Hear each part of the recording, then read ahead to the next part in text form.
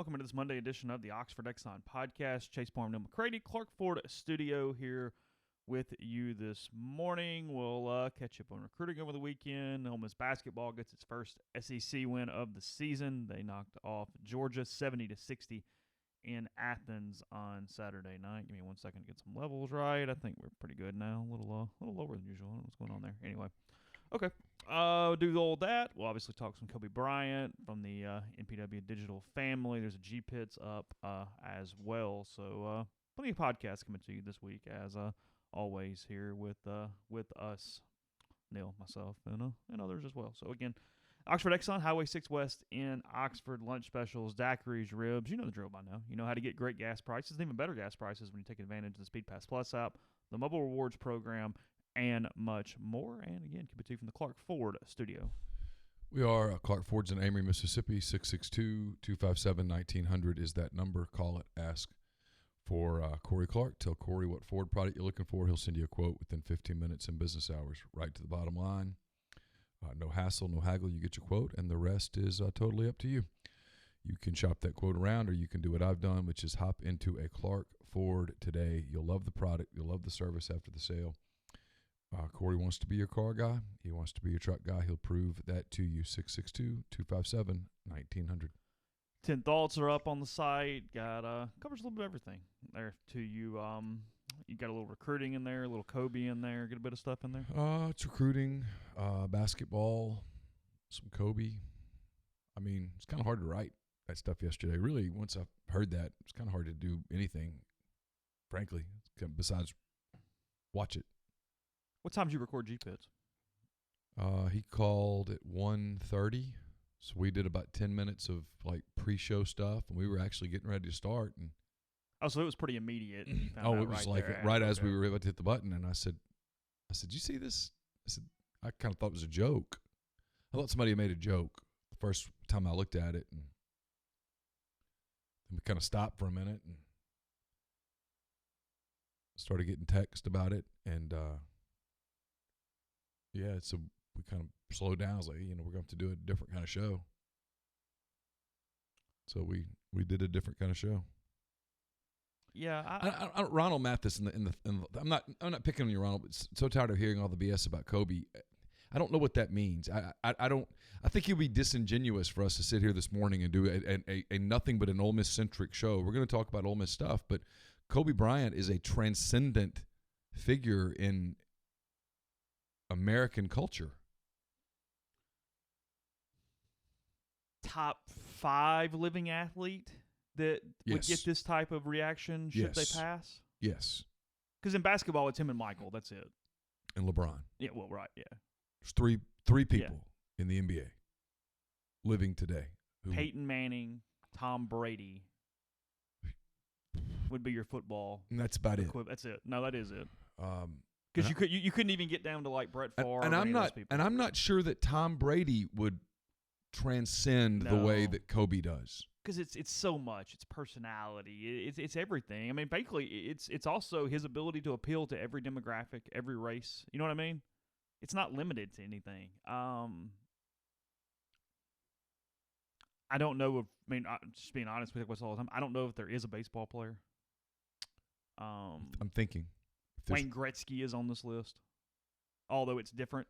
Yeah, totally different. It would not be as widespread, but yes. No. Because hockey's hockey in America. Yeah. I mean, it's not Roger Federer. There's no Tiger Woods. Sorry, shit. Tiger Woods. Yes. Crap, Tiger Woods. That's it. That's it. It would be. I'm even trying to think if there's a soccer star that would have this sort of an impact in Europe, and there probably is. Oh, there would be in Europe. It wouldn't be over here, right? The same way. Kobe is impactful in China. It's probably a good point. Big Ben says Jeter's probably the closest. That's probably right. Yeah, but it's not even in the ballpark. No. I mean, look at the reaction around the league yesterday. You forget these guys are 25, 26 years old. Kobe retired 4 years ago. These guys grew up idolizing him. The Athletic did a great job on the baseball coach that died in the helicopter crash as well. Yeah. Yesterday, Orange Coast College, I believe, was the I think that's right. his employer. His son played at Oregon. Had been with Kobe a good many times. They had bonded over kids and parenting and travel ball and stuff like that. Yeah, that they leave behind a son and a daughter. I don't know the ages. The couple were both on the helicopter. Just tragic, really. Oh, that's good. I haven't thought about it that way. Biggest sports tragedy since Clemente? But Dale Earnhardt's up there too, obviously. Yeah. The way Earnhardt happened in competition puts a whole different spin on it. And at the time, NASCAR was more mainstream than it is today. Yeah. I mean, I remember where I was when I found out Earnhardt was dead. Yeah, I do too. It's bigger than that, but yeah, I'd probably. I mean, I wasn't alive when. I guess when did Clemente die? I don't know. I mean, it's different because we have social media. We have so many ways to actually interact with one another versus something from that era. I mean, that's a lot of the reason why this is bigger than almost any of that stuff. I mean, because he wasn't from a sports standpoint or an iconic figure, was not in the same ballpark. But I mean, if we had Twitter and social media, Payne Stewart's death would have been a huge deal in the late '90s. Or whenever it was when he when he died in the plane crash. Yeah, as it was just floating over 1972 for Clemente. Kobe was just huge. I mean, he was. When you think about NBA, you think in modern NBA, it's Michael Jordan, and then it's Kobe Bryant, and then it's LeBron James. That's the way it is, and there appears to be this kind of a passing of I think the All-Star game this year was going to be really cool because Kobe was going to get inducted into the Hall of Fame. And there was also going to be a bit of a passing of the torch moment because I think two young superstars are emerging before our eyes right now in Trae Young and Luka Doncic. And both of those guys are first-time starters in the game. Trae Young, ironically, grew up idolizing Kobe Bryant, and Kobe's daughter, Gigi, who died yesterday, idolized Trae Young. To the point, it was Gigi's interest in basketball that kind of got Kobe reinvigorated. He basically abandoned the game for 3 years, just left. You didn't ever hear from him, see him, or anything. And he got super involved in her team. And I was watching, and I had been keeping up with it because I live with a 13-year-old boy who's obsessed with basketball, bless his heart. And he had shown me videos of her before. Her game looked so much. Yeah, it looked as much like Kobe Bryant's as a 13-year-old girl's game could look like. It was unbelievable. So much of the genetics, you could see it. It was really remarkable. And yeah, look, we can't relate to global superstars, to multimillionaires, all that kind of stuff. But Kobe in these last years, you can relate to being a dad. You can relate to the things that he's done in the last 18 months very publicly with his daughter, the videos we see, the travel, the stuff where you're that's where you are. That's where your life is. That's where you're in at. I mean, the video, I'm talking courtside, obviously got everybody. The LA Times this morning on their special section with her on his shoulder, that was it for me. That was the one. Well, and two of her teammates, another couple of 13-year-old girls. Yeah. And that's just just that team, those two families, what Vanessa Bryant's dealing with this morning. Sure. Because you're having to be a rock for three other children. Including a 7-month-old.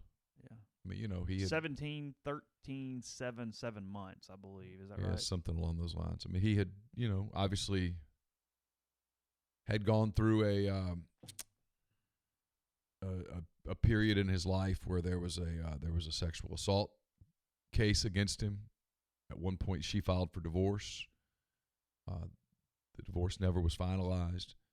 He appeared to have sort of kind of found himself a little bit. And, the last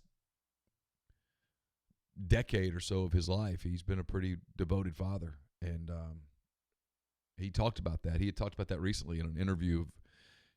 Someone said, "Why don't you go to more Lakers games?" And he said, "It's not because I don't want to go see the Lakers. It's not because I don't want to go see guys that I played with or played against or whatnot. But I know that I missed a lot of this stuff the first time around. I don't want to miss it this time. I want to take advantage of every day, and it's just the way it ended. It doesn't.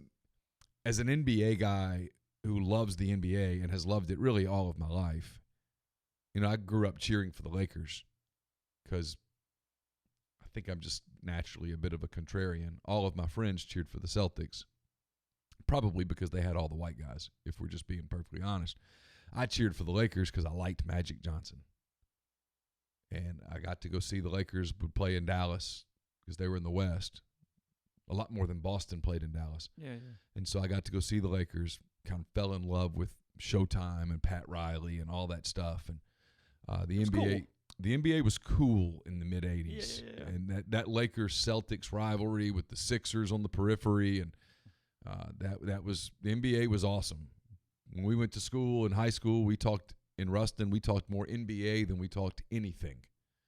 And so, I was a Lakers fan, and then, of course, Magic and all the stuff happened. And when Ryan, my brother, moved to Oklahoma City and they got into the Thunder, the Cubs were horrible. I was here just kind of getting started, and I said, I'll kind of adopt the Thunder, thinking it would just be fun for a little while. And you got to see the other side of Kobe, which was, how do you beat this guy? You got to see these young guys, Harden and Westbrook and Durant, trying to beat this guy that, in Harden's case and in Westbrook's case, two kids that grew up in Los Angeles, trying to beat a guy that they grew up idolizing. Not just admiring, idolizing. Trying to line up and beat those guys. It's like I had a conversation with Dawson Knox at the gym one day where I was like, so when you played the Patriots that first time, what was that like? He's like, oh, you had a few plays there where you had to think, that's the New England Patriots. Yeah. That's the team that's been winning Super Bowls my whole life. That's their quarterback. That's a different deal. Hey, I got to play them now. And in basketball, it's even different. You're setting screens and stuff, and there's Kobe. Well, it's what I relate everything to, but it's just like right now that young crop that grew up with Tigerback in golf. Yeah. Suddenly they're having to beat him again, and and he's actually competitive and he's good, and and you watch those guys on the tour. They tee off on the first tee and go, oh. Well, sometimes you watch those guys on the tour and they're stopping to watch him. Yeah. And I heard Russell Westbrook talk about that one day. And you won't find a more competitive human being in the world than Russell Westbrook. And the first couple of times, hey, I had to catch myself and go, hey, I can't stop and watch him. I got to guard him. Yeah. I gotta put a body on him. I got to do a totally different deal. They worshipped him in a way that LeBron talked about that. As a high schooler, Kobe was at a game, I guess, I don't know, in Cleveland or wherever the game was, but when everyone knew LeBron as a teenager was going to be an absolute superstar, Kobe Bryant invited him to his hotel and gave him a pair of sneakers. Yeah. And even though the sneakers were a size too small, he wore them anyway. LeBron wore them. Hell yeah, he was a high schooler. It was Kobe's sneakers, I mean, so that's why yesterday when the news spread, I mean, you just watch the reaction of players around the league, and he was a different dude. I mean, I told the story on G-Pits. I'll tell it here for those that missed it. There's a moment recently where he was at a Mavericks-Lakers game, and Luka Doncic is from Slovenia, and Kobe is multilingual because he grew up in Europe, in Italy, and he trash-talked Doncic as Doncic was getting ready to inbound the ball in Slovenian. And Doncic had not noticed that Kobe was there. He was locked into the game, and he turned and saw who it was. He was like, oh, that's Kobe, and it's cool, to see that kind of stuff. As a guy who likes the NBA as much as I do, I found that those kinds of things to be neat. As a player, you have to, we always do this stuff all the time, but I mean, from a competitive standpoint, all that kind of whatever, he'd at least be in your top 2 or 3 on a final shot, right? Oh yeah, just be in my top 2. Yeah, I mean, Jordan, him. That's it. That's the list. That's it. And of people that you wouldn't want having the last shot going against your team, Jordan, him. Yeah. And it's close. Might be him. It's close. They were both. We've talked about this before when Kobe Bryant was alive. I mean, I'm in that minority of camp that thinks you can make a legitimate argument that Kobe Bryant's the second best player in my lifetime. I don't think Jordan's debatable. Not Branding says this is a live stream. I hadn't seen this. Mark Cuban said no Maverick will go 24 again. Yeah, they announced that last night. Okay, I didn't see that. I think the All-Star game this year will be probably must-watch television for those of us who appreciate the league. I think my guess is that one team's going to wear number 8 and one team's going to wear number 24. Think so. Yeah, that'd be my guess. My guess is that everybody will wear Kobe's. This will be a tribute to Kobe, as it should be. Just a terrible day. Someone said John Hamm, who's been on our network of podcasts many times. The salary cap expert, not the madman. Not the actor, but the basketball guy said this is kind of the sports equivalent of the day the music died a little bit. And that might be the better example. Is there someone in pop culture who, this is Prince. That's a good point. It's big, yeah. And again, at an early age, it's not like it's just, hey, he died. It's a whole lot more to go. So. Just the impact that he had across sports. Tiger Woods talked about it yesterday. It was that was the announcers on the golf tournament, because I was watching the golf tournament. They really annoyed me yesterday. They started on about the 10th tee speculating whether he knew or not, because his caddy knew, Joe LaCava. And they didn't know if the caddy had told him or not. And he was playing fine, but he wasn't in it necessarily. He was 5 or 6 back. And after the game, or after he got done, they asked him. They said no, his caddy didn't tell him until he walked off the 18th green. And I thought, well, yeah, you're not going to tell Tiger Woods that in the middle of his round. Though I think there was some worry that from the crowd it would come. They didn't necessarily want it to come that way either. So there was some give and take on. Because they were friends. Really clearly close. Right. So they were trying to figure out how to manage Tiger through those last couple hours of his round yesterday after it happened. And it appears that the television crew was wrong, that he did not know during his round. Because there was nothing good that could come of that. It was the topic at the Australian Open in tennis. It just was, it was different. ESPN took forever to talk about it. They waited forever yesterday. Yeah, I didn't know what that was. I don't know whether they were. It appears that TMZ not only broke the story, but it appears that most of the families heard about it on TMZ. Oh, really? Yeah. And maybe that was ESPN. And that part sucks. That does suck. That part just sucks. Well, and it was clearly a leak. The sheriff's department's angry, but it was a leak inside the sheriff's department. And TMZ gets those most of the time. And once you get it. That's like when I saw it, at first it was you don't want to believe it or you don't know what to believe, but at the same time, when you see it's TMZ and it's death, typically they're right. Don't miss much. Yeah, they're pretty sharp when it comes to that. Actually, some of the networks screwed up big time. Egregious errors. ABC yesterday. News yesterday. Good grief. Just yeah, from all of his daughters to the Rick Fox stuff, just chill. Yeah. Wait. There's no winning yesterday. Just stop. No, just stop. There's nothing worse than being first and wrong, especially on something like that. My God. Was it a few years ago? What did somebody get crazy wrong? Was it Joe Namath's death? Was that what it was? It was something a few years ago that was just completely whatever. And like like whatever it was, and then a couple days, I don't know. Anyway, maybe it's Joe Paterno. Now that I say that, I think it was Paterno. Someone reported that he had died when he was not yet dead. Yeah. So. We'll get into a few other topics in a second. First, tell you about Community Mortgage, Oxford, Memphis, Soto County, and Chattanooga. Underwriting and processing is done in Memphis. They're getting local underwriting and understands your market, a leader in condo financing, the float-down option, and with rates as low as it's been about 2 years. Good time to talk to Jason at 662-234-2704 or JLOWE at communitymtg.com. I should have told you this at the beginning. Guests will join us this week on the Rafters Music and Food Hotline. Be a great place this weekend to watch college basketball. Also, there's a big NFL game on Sunday as well. The two teams reported to where's the game in Miami this year? Mm-hmm. Two teams reported to Miami. Normally that's a big news story. It was basically just buried. It was basically on the Agate page yesterday that the Chiefs and reported to the destination. And the Niners reported to Miami. Great place to watch that game on Sunday. Also on Sunday, you can enjoy the Bluegrass Brunch. Starts at 10:45. $5 Famous Bloody Marys, $3 mimosas, and then of course the Super Bowl on Sunday night.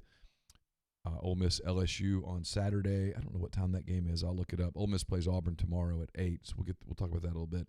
And then we'll talk about LSU later in the week. Ole Miss and LSU in Baton Rouge. You could watch that game at Rafters. Music and food be a great place to enjoy it. On this podcast, we're always telling you that a trip to Oxford just isn't complete until you stop to visit our friends at Blue Delta Jeans. But in 2020, the Blue Delta team has some great news for our listeners that don't make it to Oxford as often as they should. Blue Delta's new website's a one-stop shop for blue jeans. Pick your fabrics, pick your threads, make all of your customization choices, and order your new Blue Delta jeans online without having to come to the Oxford studio.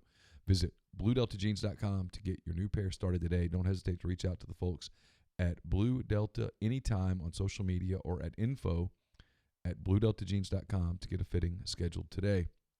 We're also brought to you by the Iron Horse Grill in Jackson, 320 East Pearl Street in Jackson. The Iron Horse Grill specializes in on-site large catering for up to 250 people and off-site full catering services, especially beverage catering. If you're planning a birthday party, a graduation celebration, a rehearsal dinner, or a wedding reception, you want to be able to enjoy the moment. The Iron Horse Grill is your answer. It's a one-stop shop for beverage services for a 250 to 500 person wedding or even a 3,500 person gala. It's one of the largest beverage caterers in Mississippi, and it can service the entire state.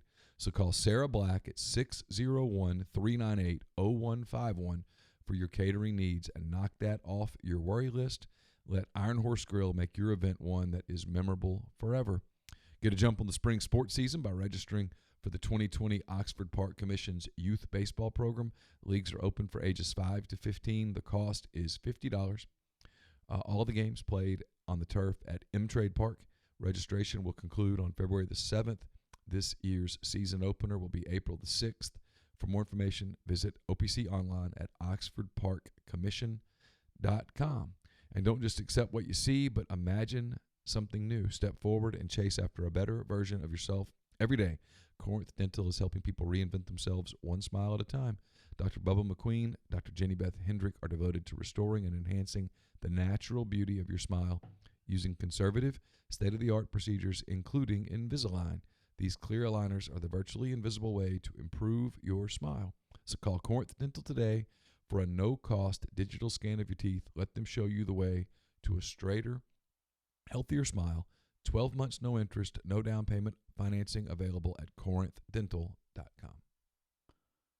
So Ole Miss and Auburn tomorrow night, 8 o'clock tip for that one from the Pavilion. Ole Miss 10-9 overall, 1-5 in the SEC again after that 70-60 win over Georgia in Athens. Auburn 17-2, 4-2. They got back on the winning end a little bit. They lost at Alabama. They lost at Florida, both in a pretty unimpressive fashion, honestly. And then they beat South Carolina at home and got a good win over Iowa State, 80-76 in the SEC Big 12 Challenge on Saturday. The leagues went 5-5 against one another on Saturday. Is that right? Yeah. Yeah, the SEC had a chance to clinch it, and Baylor obviously beat Florida in the last game of the day. Auburn, Arkansas, LSU, Alabama, Kentucky, and Alabama. Those are the wins for the SEC. I really like Alabama's team. Getting better by the day. Have for a while. Like them a lot. Yeah, look at the SEC. LSU, the only undefeated team left in the league. They are 6-0 in the conference, 15-4 overall. Kentucky's 5-1. Big logjam at 4-2 with Auburn, Florida, Alabama, and Tennessee. Even bigger logjam at 3-3. Arkansas State, South Carolina, and A&M. And then Georgia, Ole Miss, and Missouri 1-5, and Vanderbilt 0-6. The Vanderbilt Commodores 1 game away from setting the SEC record for most consecutive losses inside the conference, and they play Kentucky next. So that loss. I like the Cats' chances. I think that record is going to. Sewanee is no longer going to be on the board for the SEC in the most consecutive losses there. It's Vanderbilt, a program that was really good, solid, consistent, everything running along, and then Kevin Stallings had him in the Sweet 16 pretty routinely. Okay. Yeah. Found a way to kind of recruit internationally. Got some dudes. Mm-hmm. Man. Not anymore. Oh, awful. Well, and I know they're banged up. I know they've had some injury issues the last 2 years. Stackhouse might not be there long. There's a real chance of an athletic department shakeup there. Just all the way around. Yeah. Saturday had to be somewhat frustrating for everybody involved, including Kermit Davis, because they go into Athens, play a pretty good game. They fight back after they had a lull in the second half. You wrote this. I watched most of the game. The exact blueprint on how they're supposed to win basketball games Saturday. Yeah. That's what it was. Yeah. Ole Miss was up 11, and I want to say Georgia came back and took a 1-point lead. And you had to think, because I thought it. I was on the phone with a buddy, and I was like, well, that's it. I mean, because it's what it happened. Yeah. I mean, I said, well, here they go again. And they had to be thinking, here we go again. But they didn't. They really played at that point, and I don't remember the minutes. My parents were over here, and we were entertaining and visiting with them, and so I wasn't just like locked in, but I was watching. And they had probably 12 of their best minutes of the season. I thought their shot selection the entire game was great. They only took 9 threes, made 5. They weren't taking tons of early threes in the shot clock. One of the threes was a shot they had to take because when they inbounded, they only had 3 seconds on the shot clock. I thought they moved the basketball better. I thought they drove to the basket far more, got to the free throw line a little bit. Yeah, like you said. And then defensively, they looked like a Kermit Davis team. Look, I love Anthony Edwards. He's going to play in the NBA for a long time. Going to be a top 10 pick, maybe a top 5 pick. They forced him to take 13 shots. 10 of those were threes. They did not let him beat them inside the way that I thought they would. Hadim C was impactful at the rim on the defensive side. He had his best game as a Rebel for sure. Bryant was very good. I thought KJ was good. I thought Blake played a pretty solid game. And then I thought Bryce Williams had a solid night as well. Devontae was okay. Thought that might be their path. They played 8 players, really only played 6 meaningful minutes. And that might be the path they have to go the rest of the way if they're going to make any noise. They led the final 12 minutes. Anthony Edwards hit a 3 that put Georgia up 43-42, something like that. So I was right, about 12 minutes. Yeah, something like that. And in the last 12 minutes or so, they came out. The first 8 minutes of the second half was not particularly good basketball for Ole Miss. But other than that, I thought they played really well. What is up with Edwards? Shooting none but threes, not getting into the lane at all. Like it was a really poor performance from a guy that's pretty dang talented. Oh yeah. I don't know.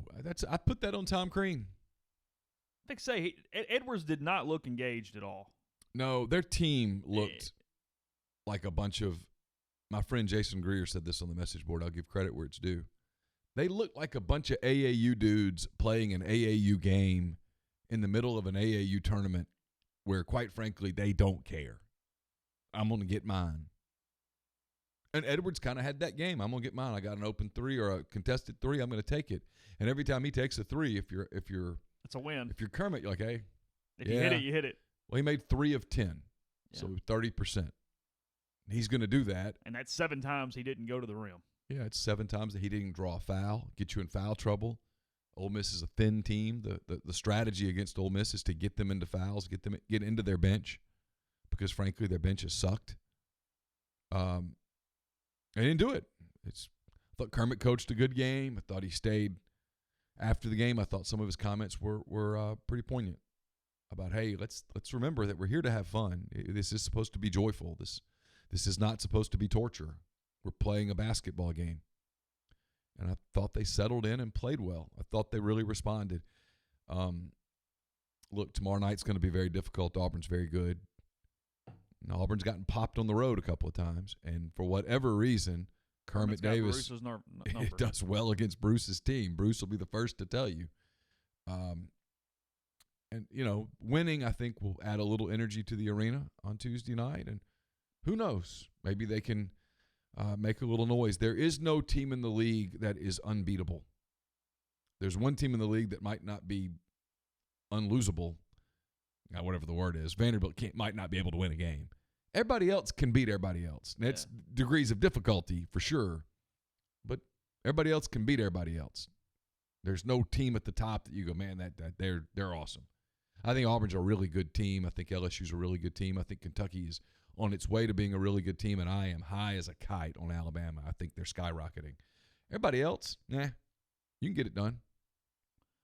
Georgia does not have a very complicated schedule at all for an SEC schedule, but they've lost 3 in a row now, 1-5 in the league. Crean, it doesn't feel like it's going to work. No. At all. No, it does not. It doesn't look like it's working. No.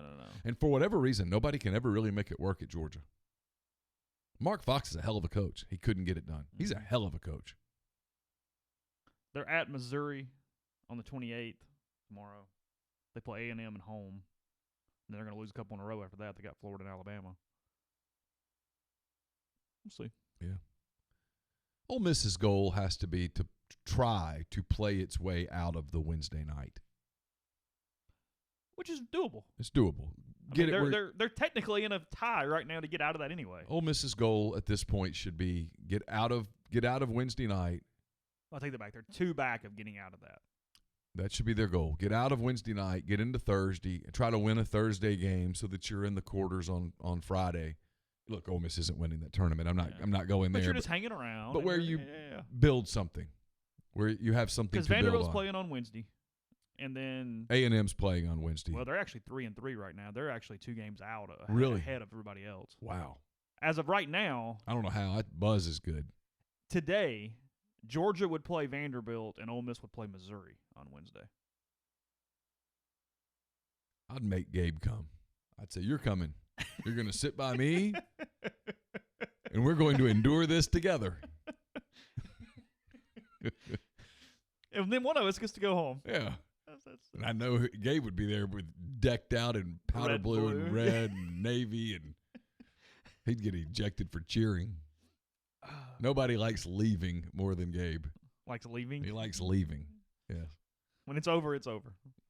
Yeah, Auburn on the road has been very average so far this season for the most part. Just kind of looking at it here. Yeah, they got a good win in Starkville. Yeah. They stayed up pretty good. Went to Bama, got popped pretty good.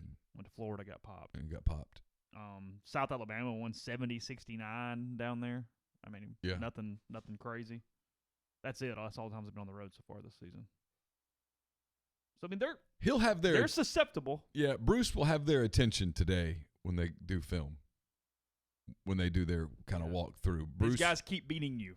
He can put 2 games. He can put 2 games up on the film from last year and say, I shouldn't have to say a lot. Yeah. I think Kermit's in Bruce's head a little bit. Well, because he beat him when he was at middle too. Beat him a lot. Yeah. Yeah. Yeah. Yeah, it was a much needed win. Jay will tell you that when you talk to Bruce, even privately, he talks about Kermit Davis with almost a reverence. Really? Yes. Probably a little annoyance too, but I don't know. Pearl's not that guy. You know, he has no problem giving credit where credit is due. and that's why it never really bothers me when he kind of talks up his team. Talks about credit they deserve. He's typically right. So catch me up where we at from Cruton? Cruton over the weekend. What's going on? Well, I spent about 4 hours stalking at the hotel yesterday. Is it really stalking? You're not like banging on doors. No. I just stand in the parking lot. Or is that more stalking because you're just eyeing? It's like you're behind a bush. It's awful. Were you behind a bush? No. Were you behind a bush? I wasn't behind a bush. Okay. At one point, I had to walk through some bushes to get to somebody. That was the worst. You did that? I did. Did you mess up the landscaping? Probably. Okay. But it was on campus, not in town. So it's a big deal around here, depending on what's going on. Be all right. I was careful to not not step on any, daisies or anything like that. I just sort of walked through some shrubs. They'll be all right. Those are pretty strong. Yeah. I don't think I hurt them. It was cold. It was damp. It's a good point. There'll be a bar in the end soon. You just wait there. I don't know about 7 o'clock on Sunday morning, but I don't know. I got to tell you, that could happen. Only would 3 you like kids, a mimosa? Though, right? No, I would just like you to pour vodka straight down my throat. Only 3 kids, though, right? Yeah. Yeah. And it took that long? 4 hours of stalking 3 people. How many talked? All 3. Oh. Well, Have you ever had a 100 percentage No. before? Is that really? I mean, actually, time. Sunday was a game changer then. First time ever. Holy crap. Yeah. You get about a minute and a half with them before the coaches are like, come on, get in, let's go. They don't care, but they'd like you to move along. They'd prefer you not be there. They tolerate you in Very small increments. It's got to be a very quick interview. There's no detail. Thank God. So let's go back to your sophomore year. Like, what were you feeling that night against Central? Describe your game. Please don't. Or my favorite, what school's telling you they want you the most? Who needs you the most? That's my favorite. Yeah. Who needs you the most? So would you say Ole Miss needs you the most? Yes. Quote, Ole Miss needs me the most. End quote. Moving on. Yes. Oh, God.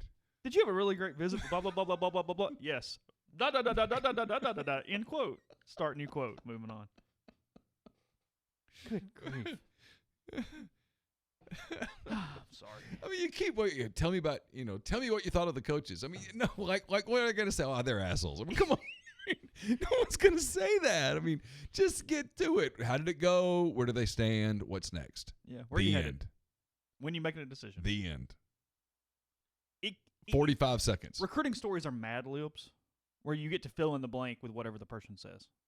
You could write a script, and it would fit 98% of all recruiting stories. Yes. Yes. You could write out 5 questions, whatever your number is, and cover it. And you can ask them in that order, write the story in that order, and be done in 3 minutes. Just boom, boom, boom, done. But some people insist on making this more complicated. It just doesn't have to be. They had 3 kids come in. Donovan Kaufman came in, the safety from Metairie. Everything points towards Ole Miss. He's done visiting. He's been committed to Vanderbilt. I think in the end it will be Ole Miss. Okay. You hear showers. Today's a late start day, in case you're wondering. Let's see, who else? Leonard Manuel, the wide receiver from Fort Lauderdale, I think, down there in the Miami area. He's committed to Florida. He's going to visit Florida this weekend. Ole Miss will take him. Florida will take him. He's not going to sign on February the 5th. I think that's because there's some academic stuff hanging over him a little bit that he's got to get settled before. Because, see, if you sign them to an NLI and they don't qualify, they still count as one of your 25 for a calendar year. Mm-hmm. So if you sign them and they don't qualify, you gave a scholarship away. Manuel, a guy that at one point, top 50 overall player, has plummeted, at least in the rankings since that point. A lot of physical tools. Oh, yeah. Big guy. Physically, he looks the part. Go up and get it. Yeah.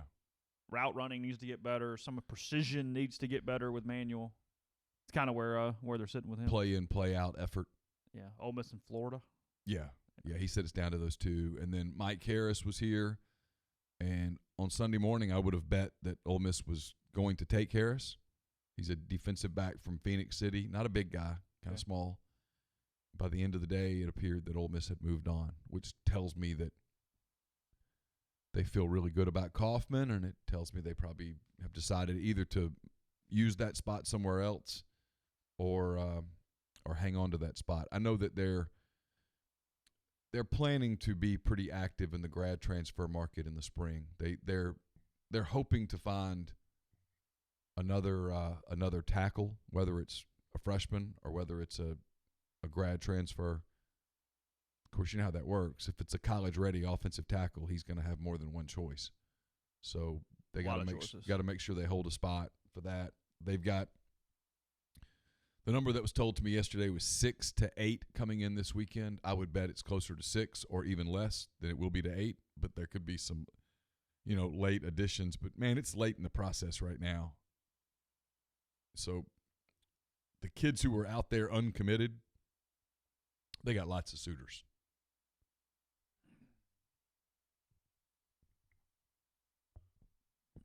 Used to be that last weekend was just this filler kind of whatever weekend.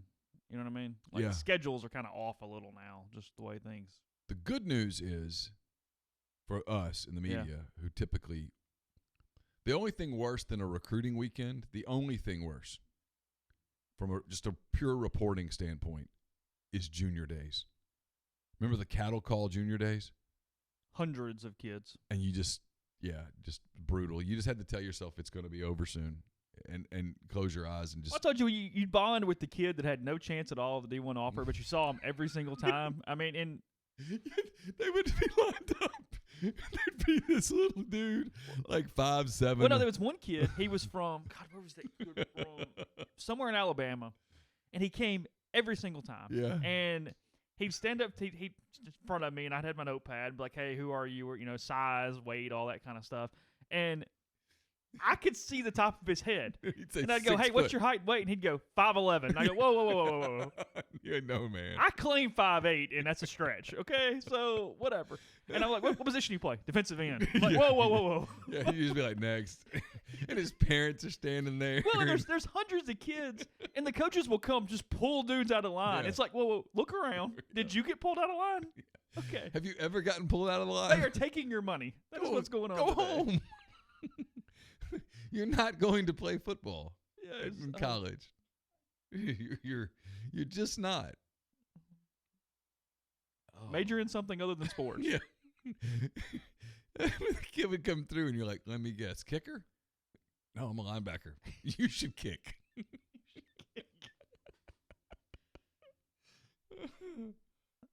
I'm sorry. I would be a jerk. But anyway, today. what I was going to say was Okay. February. Sorry. February. So the weekend starts on Friday. Sunday at midnight begins the dead period. Okay. No face-to-face at all for the entire month of February. Remember when coaches used to get out on the road in February and it was crazy and junior Got days? the initial little whatever. Yeah. None of those. February's dead, so no junior days and stuff. And I think this staff is going to be more like the freeze staff and less like the nut staff. Nut would just open up and do those damn junior days. 5,000 kids would show up. They'd unload a bus full. It's like, oh, there's New Hope's team. Yeah. These guys are going to bring in. They're going to try to keep it at like 10 guys for a practice, so that they can actually spend some time with them. Novel concept. Yeah. We're not reinventing the wheel here, but I think from a coverage standpoint, that's going to be a lot easier on us than those stupid, ridiculous every Saturday cattle call things that started at 6 in the morning. And, we'd stand out there for 6 hours and you'd end up talking to 3 kids.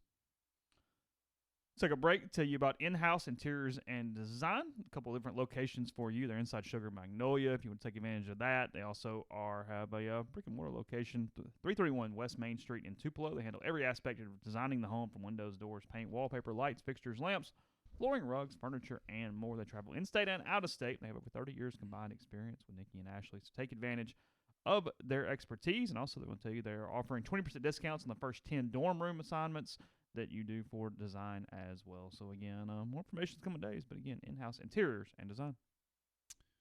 We're also brought to you by Splinter Creek. It's a gated conservation community. It's located 8 miles southwest of Oxford, 75 minutes from the Memphis airport. SplinterCreekMS.com is the website. 601-898-2772 is the number to call. It's Tom Smith Land and Homes, and one of their agents will be happy to give you a tour of Splinter Creek. You'll love it. And if you're thinking about moving to Oxford, relocating to Oxford, retiring in Oxford, I should say, you really ought to look at Splinter Creek. 34 lakefront lots ranging in size from 2 to 25 acres, 650 acres of lakes, pine and hardwood forest, 6 miles of private roads, running, cycling, hiking trails. Basically, it's just gorgeous. It's a spot you really should check out, SplinterCreekMS.com. We're also brought to you by Dead Soxy, and they want you to know they've created socks that make an impact. They've teamed up with Vocal Alcove to help young children in the Dallas area overcome the lasting and traumatic effects of homelessness. These incredible socks were created by the very kids this program is serving, with 3 one-of-a-kind designs. Each sock tells its own story. So visit deadsoxy.com. Click on the yellow banner at the top of the page to visit the collab page. 50% of all proceeds have been pledged to help break the cycle of child homelessness. So extend the season of perpetual giving and support this incredible collaboration. While the promo code will not apply to the Vogel Alcove collaboration, in order to maximize the donation, remember to enjoy the 30% off all other Dead Soxy products with promo code Rebel Grove. We'll have one final edition of Neal's Picks this week. We'll pick the Super Bowl. It's brought to you by Southern Craft Stove and Tap. They've got your pregame, pre-concert needs covered, whether you're headed to Oxford for the Rebels SEC basketball slate or to Tupelo for one of the many events at Bancorp South Arena. Make sure you get your event started off right with a visit to Southern Craft. Conveniently located off Highway 7 and Sisk Avenue in Oxford and at 205 East Troy Street in Tupelo.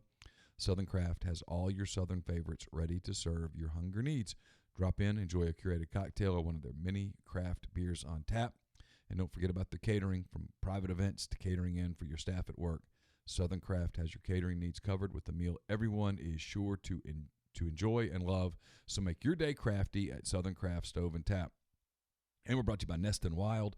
Sleep better with a Nest and Wild mattress. Nest and Wild is a Mississippi-based mattress company making a high-quality mattress delivered right to your door. They make buying a new mattress easy. Every mattress is 1 foot thick, giving you comfort and support that will last.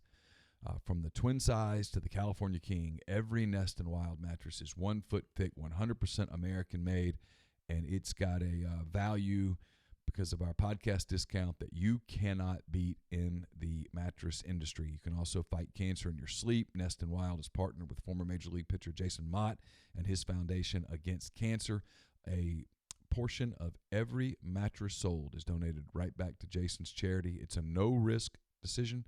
Nest and Wild believes in their product so much they're offering a 99-night trial on every mattress. So try it out, sleep on it for 99 nights, and if you don't like it, you can return it. Nestandwild.com. Order your mattress. Use the podcast code REBEL20 and get 20% off your purchase. Your mattress will arrive at your door in 3 to 5 days. Podcast also brought to you by Tyson Drugs and G&M Pharmacy. G&M right there on South Lamar in Oxford. 662-236-2222 is the phone number. Deliver local to your home or workplace. They offer MedSync for your prescription the same day every month. Let you take advantage of that to get medicine you need as conveniently as possible. And also with Right Way Meds, they will individually package your medicine into separate doses for the time and the date on them to potentially help save lives there with Right Way Meds and G&M. So Tyson Drugs on the Square in Holly Springs, G&M on South Lamar, 662-236-2222. Live stream discussing best football movies. Rudy is not the best football movie. No. It drives me not insane. Even close. Too many people think it's too factual is my problem with that movie. And I realize that essentially I appear to hate every sentimental sports movie as we talk through it. We've done this over the years. Because I do. I don't like Field of Dreams. I don't like Rudy. If it's saccharine, I have a hard time with it if it's a sports movie for whatever reason. I don't know why, but just I like sports movies that are real, like Rocky IV.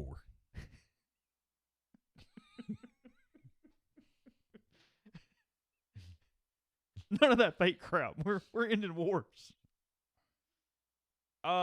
Just from a watchability standpoint, my favorite football movie is probably The Program. That's good. Yeah, it's still kind of dumb, but it's good. It's fine. You know, you got boosters, you got steroids, you got a lot of stuff in it. Yeah, real. A little bit of sausage being made in that one, at least.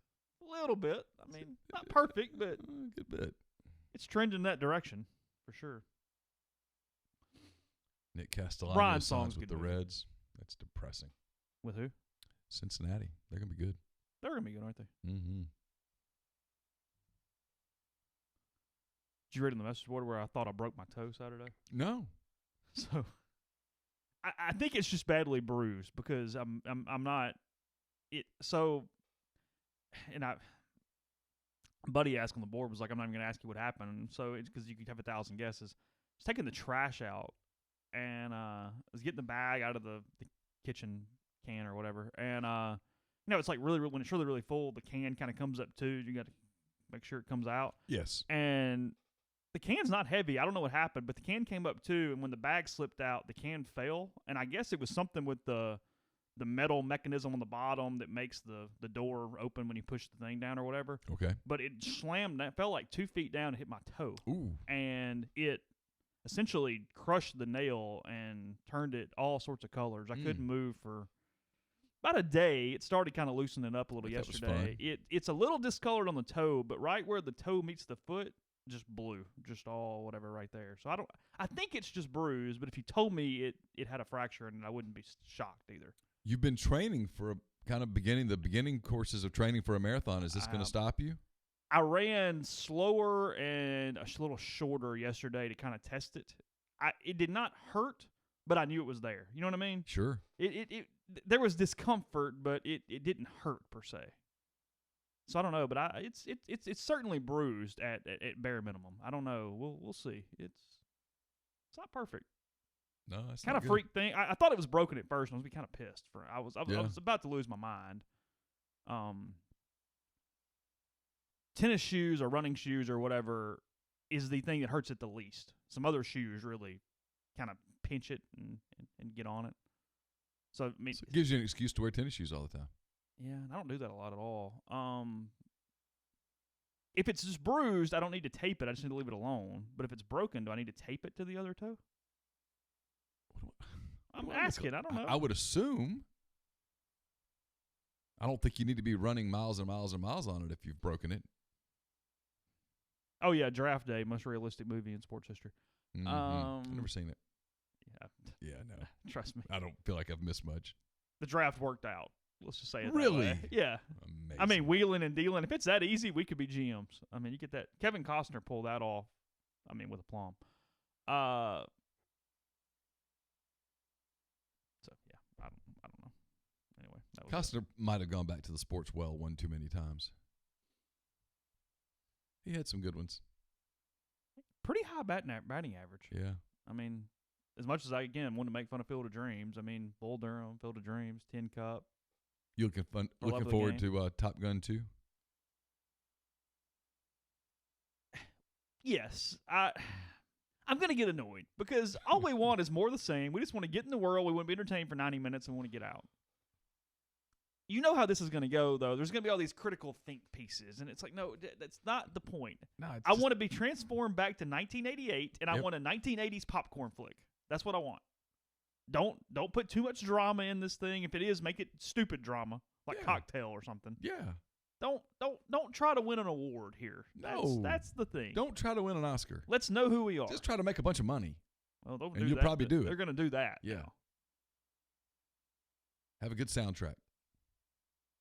Kevin Costner actually turned down a sports movie, and I'm trying to remember what it was now. Right, it was right after he had done one of the other ones, and he just didn't want to do another one right there immediately after. Now it's slipping my mind on what it was. I don't know. It's driving me insane.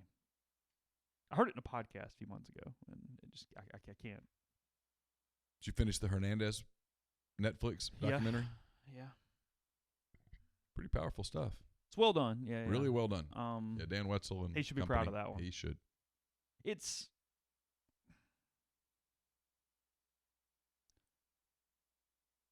how many people do you think knew his true self or whatever you want to call it at Florida earlier on, then everything became public? Oh, I think some people either knew or had strong clues, and they ignored it.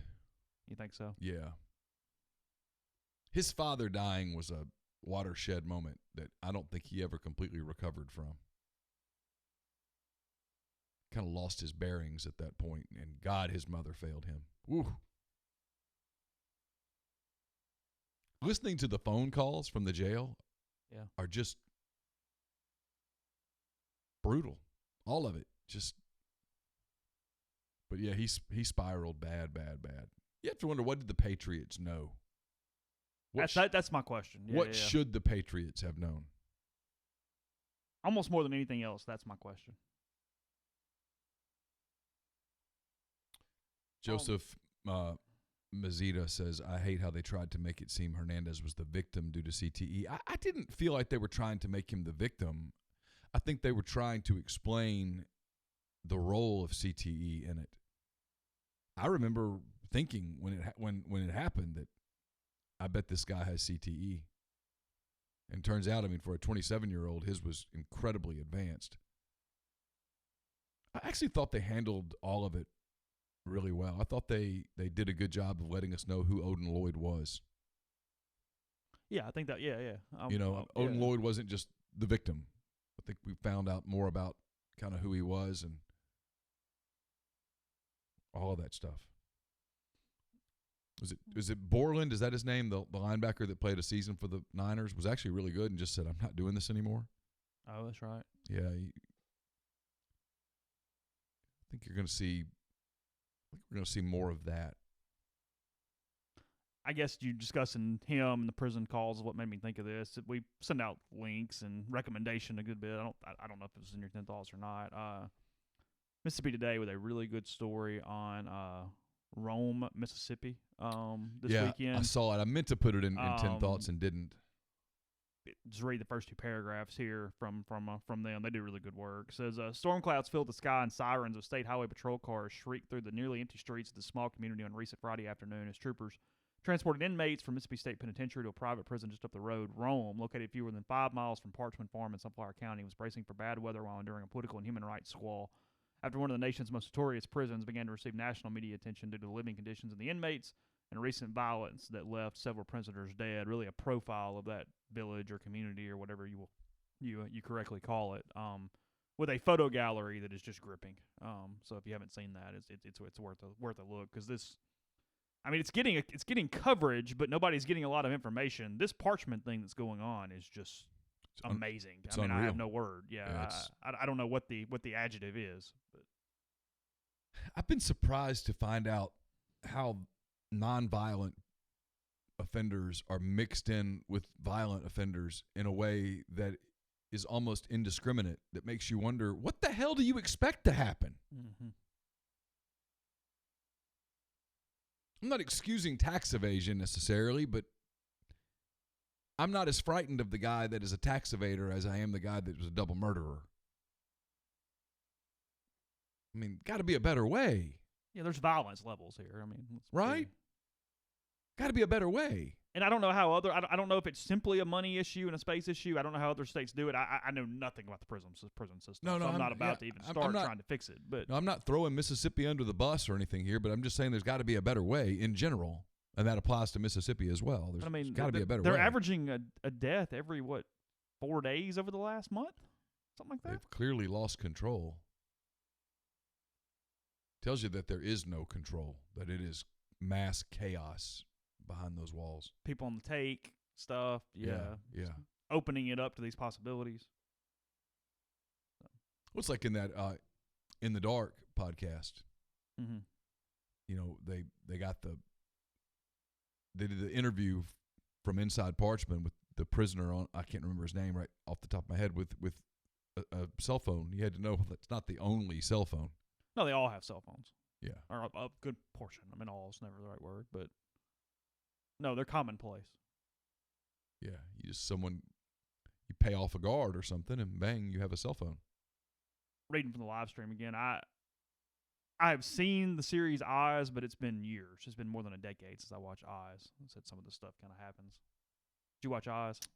I did not. HBO series years ago, probably a decade and a half, 2 decades ago by now. The DUI manslaughter guy, that actually happens a lot. That's what? Yeah. Big Ben yeah, says. and Eyes, a guy gets put into a state penitentiary, and it kind of follows his route through. I mean, it's a series, it's fictional, but it's believable enough, or at least I would assume that it is. Do we have any? I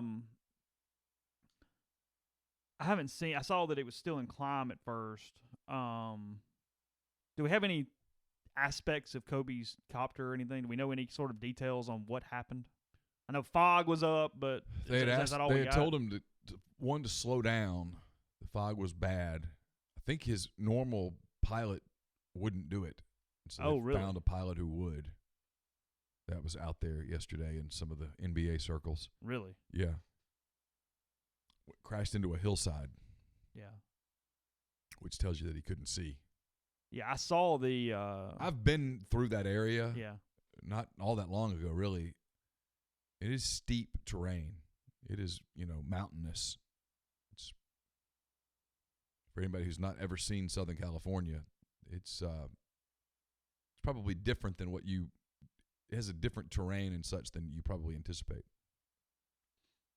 Let's take one more break in the show and tell you about Mastercut's Lawn and Landscape. Permanent Lawn Care throughout northern Mississippi, but a lot more as well, including custom playgrounds, retaining walls, pool decks, outdoor living spaces with paper patios, forestry mulching, and much more. The patch your dream backyards. Easy anything with Mastercut. You can go online to gomastercuts.com for a free quote, or that same free quote at 662-607-7773. Again, gomastercuts.com. We're also brought to you by Pinnacle Trust. Pinnacle Trust based in Madison, Mississippi. They represent clients in more than 20 states. They have advisors in multiple states as well. They provide detailed, specialized investment management, financial planning, retirement planning for individuals and businesses, and much more.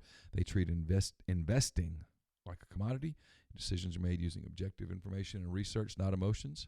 So get in touch with Pinnacle Trust today at pintrust.com, P-I-N-N trust.com. Tell them that you heard about Pinnacle Trust on the podcast. You get 10% off your first year's fee. Also brought to you by the Westin Jackson. I'll have a mailbag up on Wednesday. It is brought to you by the Westin Jackson. It's Marriott property in downtown Jackson, home to Soul Spa, also home to Estelle Wine Bar and Bistro. So if you're traveling through Jackson or doing business in Jackson, that's where you should stay. The Westin Jackson there in downtown Jackson. Speaking of travel, we're brought to you by John Edwards of Regency Travel Incorporated in Memphis. Whether you're thinking about a summer trip, a holiday trip coming up, golf, whatever the case may be, you need to get in touch with John. He's part of Virtuoso. It's a worldwide client network of travel partners that allows John to supply his clients with added values, unique benefits, simply not available to other travelers. All you do is you give him some parameters, you give him a budget, let him give you options, and you don't have to live in or near Memphis to take advantage of his services. 901-494-3387 or send him an email, jedwards@regencytravel.net. First-time clients can save $50 off the first booked trip just by telling John you heard about Regency Travel on the podcast. We're also brought to you by Grenada Nissan. If you're in the market for a Nissan vehicle, Grenada Nissan's the place to go. They've got a complete selection of new and previously owned Nissan vehicles, great lease deals as well. It's GrenadaNissanUSA.com. And we're brought to you by Oxford University Bank. OUB, locally owned and operated right here in Oxford. When you deposit money at OUB, that money and the vast majority of the bank's profits go right back into the Oxford community. It's home to Casasa, where OUB will pay customers 2.5% interest on their balances up to $50,000 and refund ATM fees nationwide. To learn more, go to liveoxfordbankoxford.com or call 662-234-6668. OUB is FDIC insured. And we're brought to you by Bluff City Advisory Group. They're dedicated to building the future you desire. Founded in Memphis in 2019, their team is comprised of established and seasoned financial experts who came together to serve individuals and families of their beloved hometown. The firm is built on decades of wealth management experience, and they've seen it all. Their financial advisors have a reputation for professional excellence, and their clients rely on their high level of confidence and integrity. So whether you need guidance on developing a financial plan, creating a customized executive benefits program for your business, or preparing a detailed asset allocation analysis, Bluff City Advisory will provide forward-thinking and cost-effective strategies customized to uniquely fit each client. 901-365-3447 or email Ben, that's B-E-N, at bluffcityadvisory.com. So, kind of back to the Kobe Tiger thing from earlier. CBS actually followed him off the 18th green and has video of LaCava telling Tiger about Really? Kobe yesterday. Yeah, they're walking to the scorer's tent, and you hear something about a helicopter, then you hear Tiger say, "Excuse me," and kind of turn to him, but they kept walking the whole time, and you could tell that's when LaCava told him. Wow. So, yeah, it's on Twitter and on. I'm seeing it here from Awful Announcing, but either way, it is there. So, yeah, I don't know. Chase's hoodie is not a Clemson hoodie. It is a gateway to the Delta. Yeah, it's not a Clemson hoodie. 10-mile run hoodie. Yeah. I have no Clemson garb. I don't have any Clemson garb either. No Clemson garb. Clemson, I have a lot of random schools, but I don't have Yeah. Clemson. That's not one of. Clemson sent something to Campbell one time, but that was it. I used to do that some if I'd go somewhere like weird or different, not like SEC schools, but just around. I would do that, but I really have kind of stopped doing that over the years now. I don't. It's not something anymore. I think I bought something at Long Beach that said Dirtbags on it, but I think it was the last time. That'd be good to have. Yeah. bought Carly a baseball jersey. It had dirt. It's obviously too small now, but yeah, she had like kind of a retro, old school. Had dirt bags across the front. Surprised I didn't get a call from the school. She have to explain that to the people. Yeah, I was kind of wondering if I was going to call from the school the first day, but I think we're okay. Speaking of baseball, they had the Terrace 2 intra squads over the weekend. It's still January, guys. It's the first weekend. No. I want details. What I wrote Saturday night, the one thing that I think is significant right now is that I think Jerry and Ely has a cleaner swing than I saw from him at prep last year. I think it is more a swing that is going to be suitable for college baseball, and that it was a necessary thing to give him a chance to contribute this year. I thought that there's a video that Ole Miss put out of his first at bat, and he had a single off Nikhazy during Saturday's inter squad. So he got a hit off the best pitcher on the Ole Miss team, so all SEC. He did. It was a breaking ball. He got out on his front side a little bit, kind of got off balance, but kept his hands back and hit it back up the middle. Really good piece of hitting, honestly. But in years past, he's had a little bit of a trigger, a little bit of a long swing, a little bit of a leg kick that does not behoove him whatsoever, given his skill set. And it was kind of gone. I thought his swing looked better over the weekend, so I think he has a chance. Cade Salmon's coming off that knee injury. If he plays like he did in the fall, he is their best outfielder as long as he's healthy. So we'll see. John Rice Plumlee is the next Jake Mangum. Is that correct? I read that. You read that? I read that on the internet this weekend. Seems premature, potentially premature. This was scouting. Okay, well, and John Bench was in town to see his kid. That's cool. They have Johnny Bench's kid on the team. Well, they do. I know. It's amazing. Yeah, he is. Yeah, we'll see, guys. I mean, all the he doesn't catch either, right? Bench? Yeah. No, he plays either center field or second base. That's crazy that Johnny Bench's kid plays a different position. You would just think Johnny Bench's kid would catch, right? Genetically. Well, just think about it.